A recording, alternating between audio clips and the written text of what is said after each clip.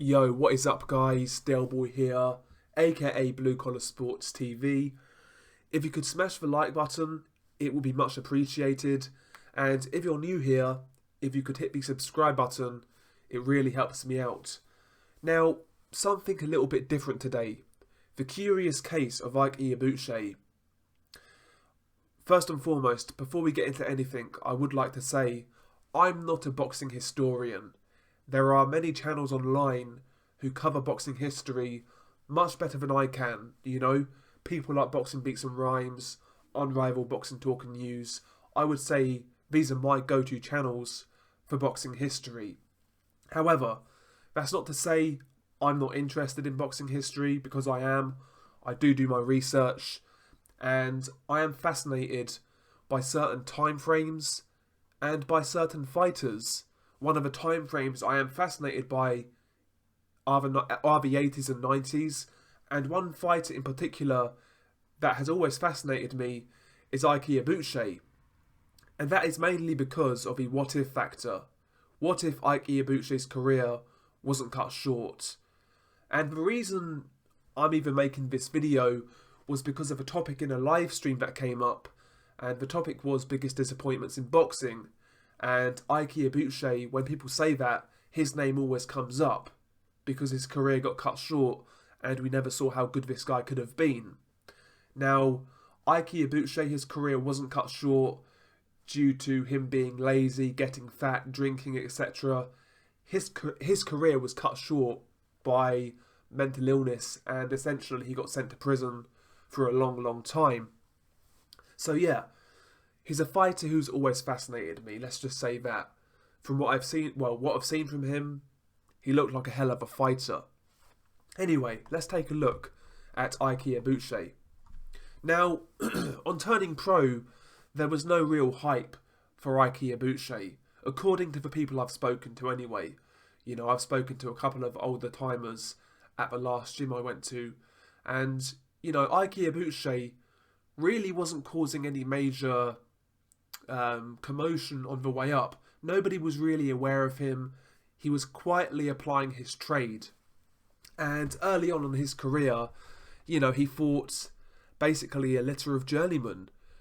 Nobody really notable there. If you look through the names, I'm looking through the names right now, and I'm not familiar with any of these names, I know who Marion Wilson is.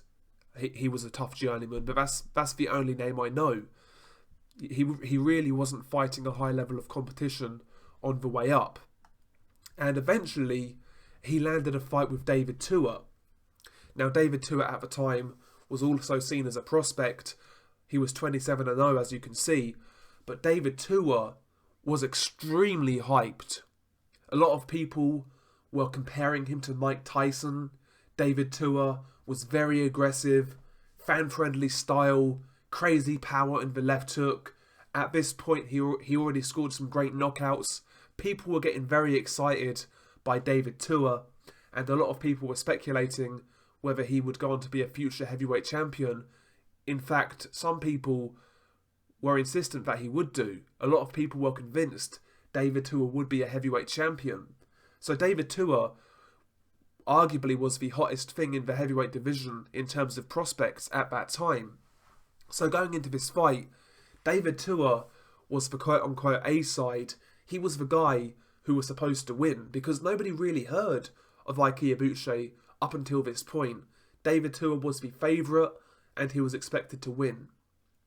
And to be fair to the people at the time, why wouldn't you think that? I mean, at this point, David Tua, although he never fought a murderer's row, he fought better competition than Ike Ibeabuchi. I mean, David Tua, he beat John Ruiz.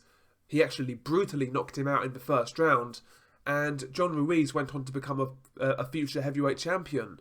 He beat Oleg Muskayev as well, another guy who went on to become a heavyweight champion. Even guys like David Izone were better than anybody Ike Ibeabuchi beat up until that point. Also, fun fact, David Tua, he even beat a guy called Daryl Wilson. Now, a lot of you may not be aware of a lot of you guys may not know who he is. Well, Daryl Wilson was the first guy to derail the hype train of Shannon Briggs. Shannon Briggs at one point was a hot prospect. Around this time, he and Tua were the two guys who were supposed to take over the division after Tyson, after Lewis, after Holyfield. Well, Darrell Wilson went in there and knocked out Shannon Briggs, and subsequently he got a fight with David Tua, and David Tua ironed him out. So David Tua, actually at this point, had picked up a few decent wins. So he had the hype, he had the better wins, he had the more explosive knockouts, he was expected to win. Nobody really heard of Ike Ibeabuchi up until this point. Well, they certainly heard of him on the 7th of June 1997, because David Tua and Ike Ibeabuchi fought an all-out war. This fight is a heavyweight classic, a classic heavyweight fight that not many people talk about for some reason. Maybe because there wasn't a title on the line, etc. But this was one of the best heavyweight fights I've ever seen. How nobody got knocked out in this fight is beyond me, because both guys had dynamite in their hands. How nobody really hit the canvas is crazy. These guys were slugging it out from first bell to last bell. And this fight, up until very recently, set the record for CompuBox in a heavyweight fight. These guys were throwing punches in bunches, and they were throwing hard punches. This was a hell of a fight, but Ike Ibeabuchi pulled off the upset. He beat the much hyped David Tua, and at this point, people were speculating, how far can Ike Ibeabuchi go? The world's at his feet. Surely he's got a promising career ahead of him. Maybe this guy can become a future heavyweight champion. A lot of people then jumped onto the Ike Ibeabuchi bandwagon. And like I say, a lot of people were excited. And again, Ike Ibeabuchi really came out of nowhere, because, again, I was speaking to a couple of my old trainers at my old boxing club, and that's what they basically said. It was like overnight, nobody heard of him, and then all of a sudden he beat David Tua. And he was one of the hottest things in the heavyweight division. So he beat David Tua. And after David Tua, he had a couple of easy fights against Tim Ray and Everton Davis. And he then fought Chris Byrd.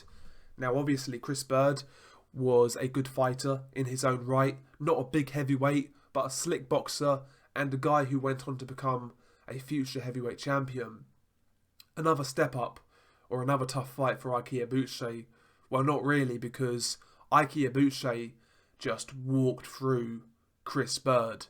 He walked through him like he was nothing, basically. He destroyed Chris Byrd in 5 rounds, caught him with a big left hook, and that was really it. He just mashed him up, and it was a devastating performance. And at this point, he was very close to a title shot. There were talks of a multi-fight deal with HBO and things like that. Everything was at his feet. He was so close to the pinnacle, but at this point, it all really went wrong. Now, Ike Ibeabuchi, from what I read, was always a bit of a live wire. But the theory was, Ike Ibeabuchi kind of went off on the deep end after the David Tua fight. And again, a lot of people speculate that was because of the sheer amount of punishment he took in that fight. You really need to go and watch that fight to believe it, in all honesty. Those two big dudes throwing multiple punches, getting hit in the head over and over and over again. It wouldn't surprise me if that was the turning point in Ike Ibeabuchi's career, if that fight really tipped him over the edge, because it was a brutal fight. It really was. And after the Chris Byrd fight, he got himself in some trouble. I believe essentially what happened, he was in a hotel room, he ordered an escort and held her captive, and various charges were brought to him. And, after a while, he was sentenced to a long time in prison, basically. He was sentenced to a long time in prison, and that spelled the end of his boxing career.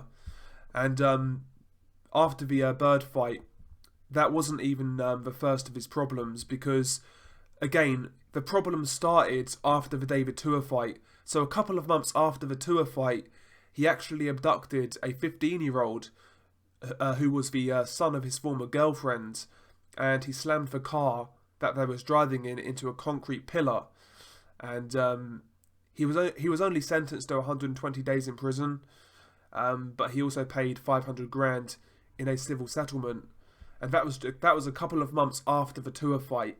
And from what I've read, Ibeabuchi really never got into much trouble before that, so maybe the Tua fight really was the fight that pushed him over the edge and kind of turned him into the animal that he became. Also, after the David Tua fight, that is when his persona of the president started.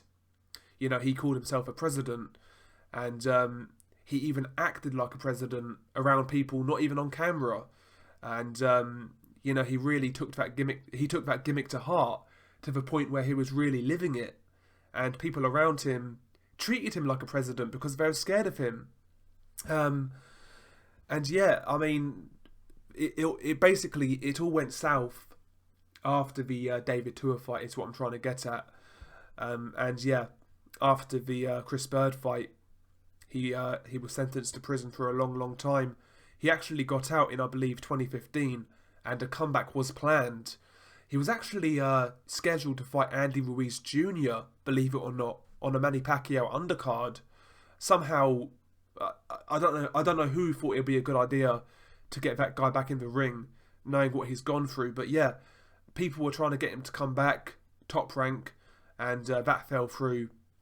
And yeah, he's actually back in prison now because I think he what did Ike Ibeabuchi do? Because he's back in prison now, so he got out in 2015. But yeah, basically he didn't begin a required state treatment program based on a warrant, and yeah, he's being held in Arizona right now, and God knows when he'll get out.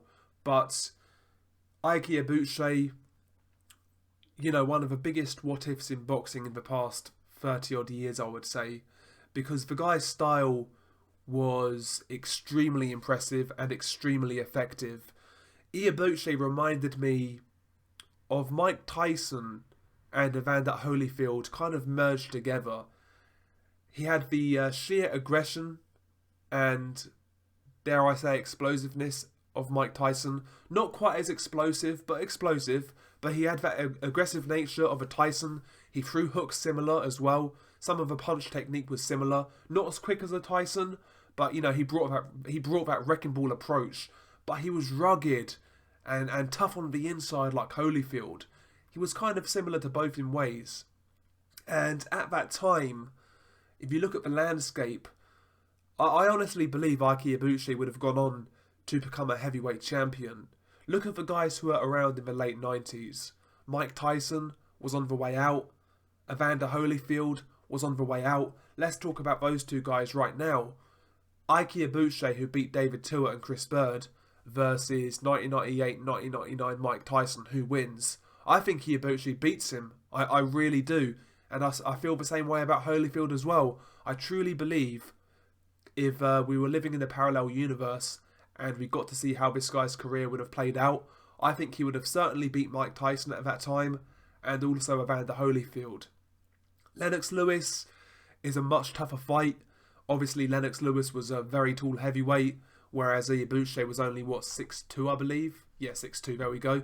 So, I think the Lennox Lewis fight would have been a lot tougher, but I certainly wouldn't have ruled him out. Ibeabuchi could really punch. He was very aggressive. He could close the distance quite quickly.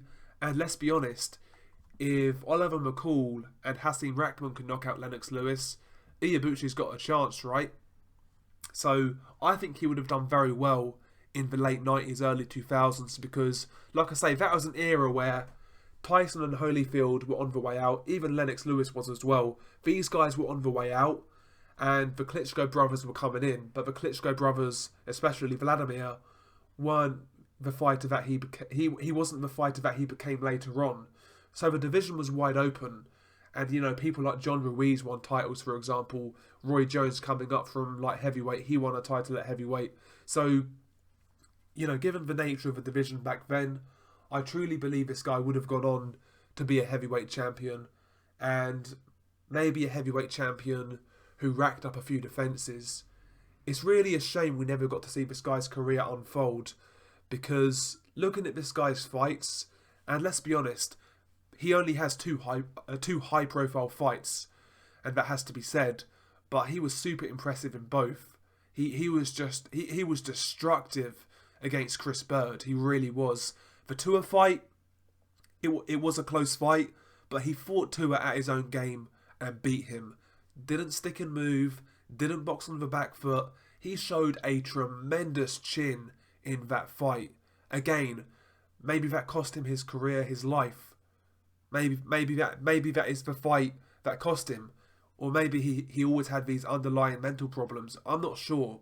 But it does seem like the David Tua fight was the fight that really brought those problems out. And it was really downhill from there, in all honesty. And it's such a shame. It really is a shame, because I think this guy would have been a great fighter. A great fighter. But yeah, the curious case of Ike Ibeabuchi. If you guys have any stories about Ike, you know, maybe some old timers who were around at that time, maybe if you could share some comments, drop us some facts that we may not know, it would be much appreciated. Hopefully you enjoyed this video. I'm not sure how this will go down. Something a little bit different, you know, something to break up the usual routine. Anyway, share your thoughts below. Peace.